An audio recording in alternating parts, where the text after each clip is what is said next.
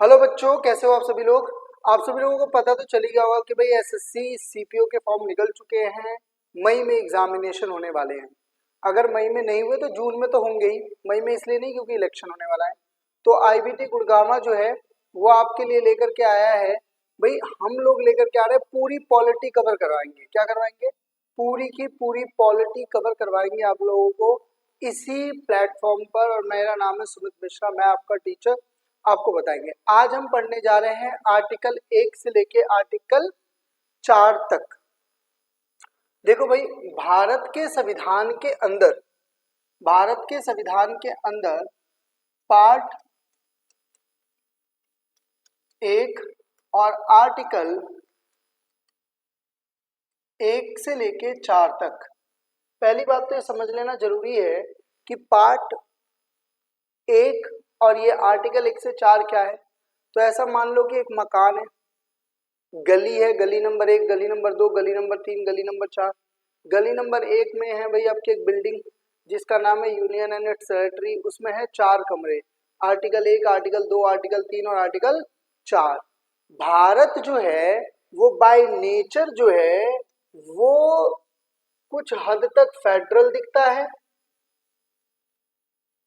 और कुछ हद तक यूनियन दिखता है।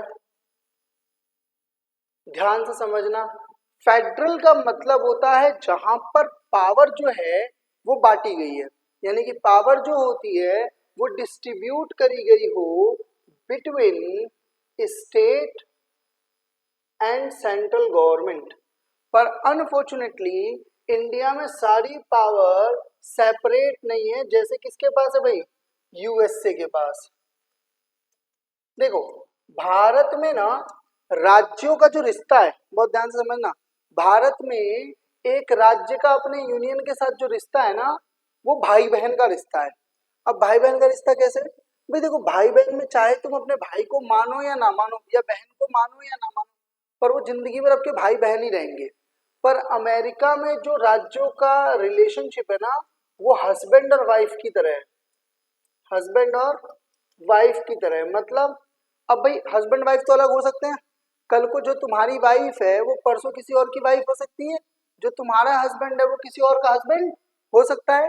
तो इनमें अलग होने की पॉसिबिलिटी है, इसीलिए इसे बोलते हैं क्या? फेडरल।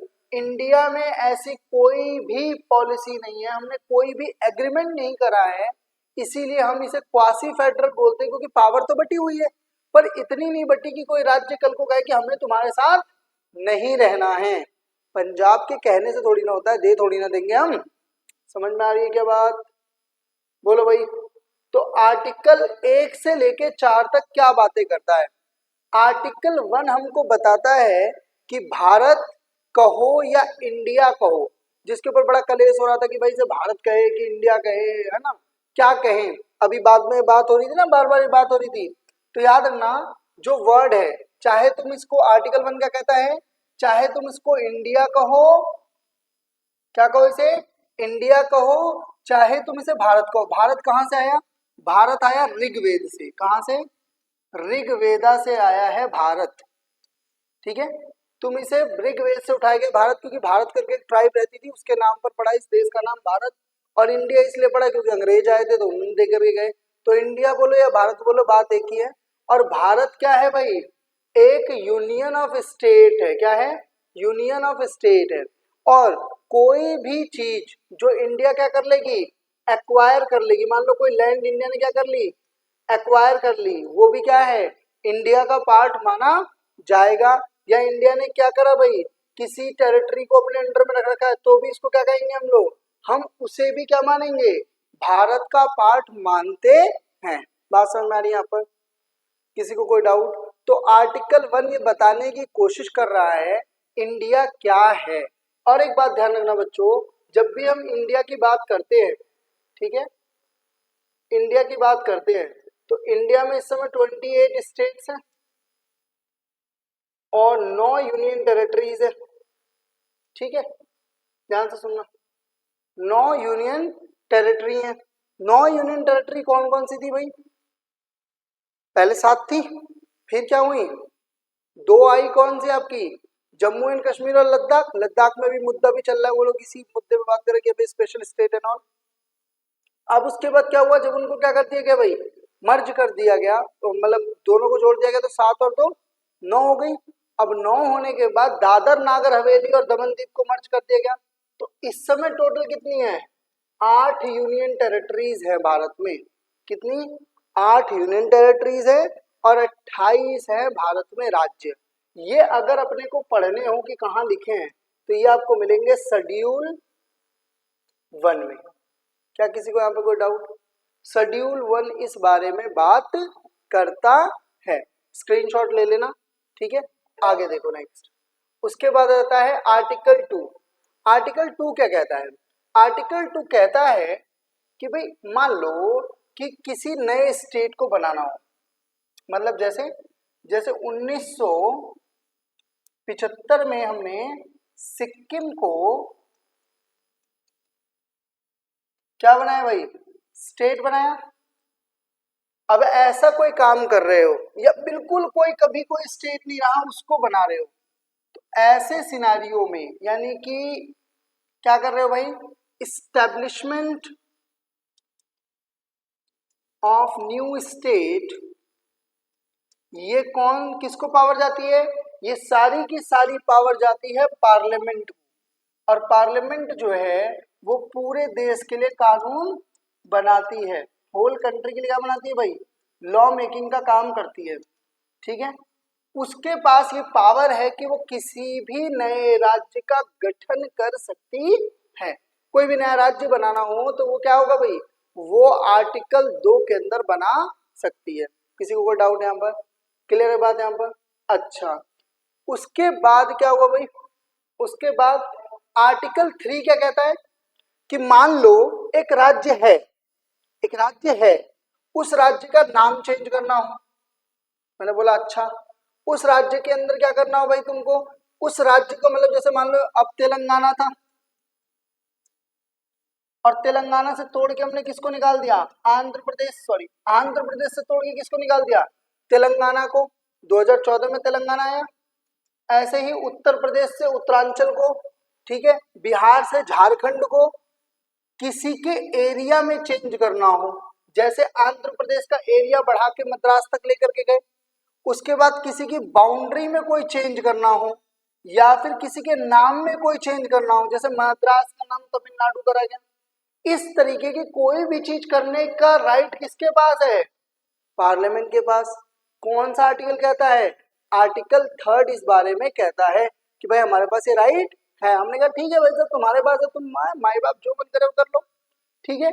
और इसके लिए बात ध्यान रखना, सिंपल मेजोरिटी से काम हो जाता है, सिंपल मेजोरिटी से क्या हो जाएगा, काम हो जाता है। अब सिंपल मेजोरिटी जिनको नहीं पता उनको बता दो, 1/2 + 1 यानी कि टोटल संख्या 543 डिवाइडेड बाय 2 + 1 यानी कि 272 लोग जिस बात के लिए एग्री हो जाएंगे तो हो जाएगा काम, ठीक है। चेंज कर दिया आपने, आपने एक नया राज्य बना दिया, आपने नाम चेंज कर दिया।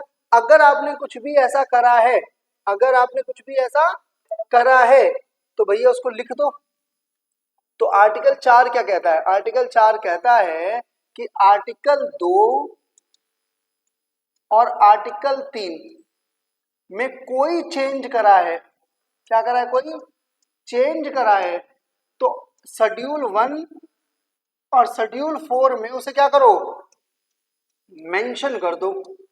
अभी मैंने तुमको बताया शेड्यूल 1 में क्या है, नाम। अब भाई मान लो तुमने एक नया राज्य बनाया 2014 में तेलंगाना, अब तुम उस लिस्ट में लिखोगे नहीं तो हमें पता कैसे चलेगा कि राज्य बना या नहीं बना, ठीक है। तो वो वाली बात। और दूसरा आर्टिकल कौन सा आपका, शेड्यूल 4 जो बात करता है एलोकेशन ऑफ, क्या, allocation of seats in Rajya Sabha. तो राज्य बनेंगे तो राज्यसभा की सीटें बढ़ेंगी भी, ठीक है। तो ये सीटें बढ़ना या घटने वाला जो पूरा प्रोसेस है, इसमें आप क्या करोगे, इसमें आप ये डिफाइन करोगे ना कि भाई जो राज्य बना उसकी कितनी सीटें दी जा रही हैं। जैसे अभी नई यूनियन टेरिटरी बनी, कौन, जम्मू एंड कश्मीर और लद्दाख, तो डीलिमिटेशन कमीशन बिठाया गया ना कि भाई तुम क्या करो, सीटों को देख लो कि कितनी सीटें हमें क्या करनी है और बढ़ाने की जरूरत है, और इनको क्या करो, रिप्रेजेंटेशन दे दो। बात समझ में आ रही है क्या बच्चा पार्टी? और इसीलिए आपको शेड्यूल 4 में भी क्या करना पड़ेगा, मेंशन करना पड़ता है। तो ये था आपका यूनियन एंड इट्स टेरिटरी का कॉन्सेप्ट, आर्टिकल 1 से लेकर के आर्टिकल 4 तक। इंडिया में प्लीज बच्चा ध्यान रखना है बात, इंडिया में ध्यान से सुनो, इंडिया के अंदर जो सब कुछ करता धरता है ना वो है पार्लियामेंट, खास करके उन मामलों में जिसमें यूनियन लिस्ट लग जाती है। अब यूनियन लिस्ट का मतलब है ऐसे मुद्दे जिन पर कानून बनाने का अधिकार सिर्फ और सिर्फ किसका है, पार्लियामेंट का है। और पार्लियामेंट के दो पार्ट है, पता ही है तुमको, लोकसभा और राज्यसभा। और एक और पार्ट है जिसको हम बोलते हैं क्या, प्रेसिडेंट ऑफ इंडिया। यानी प्रेसिडेंट ऑफ इंडिया के बिना परमिशन के कोई भी बिल पास नहीं हो सकता है। और पार्लियामेंट जो है ये सारी की सारी चीजें तभी करेगा जब उसको कहां से पावर मिली होगी, कॉन्स्टिट्यूशन ऑफ इंडिया से।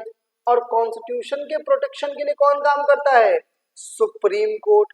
अगर ऐसा लगेगा कि सुप्रीम कोर्ट को कभी भी ऐसा लगता है कि भाई कॉन्स्टिट्यूशन क्या है, उसके साथ ज्यादा छेड़खानी हो रही है, जैसे कब 1776 में, 1773 में केशवानंद भारती केस में, 1976 में केशवानंद भारती केस में सुप्रीम कोर्ट ने तुम बोला हेलो रुको, क्या बदतमीजी चल रही है बाबा, हाँ क्या कर रहे हो, ये जो बदतमीजी है इसे रोको।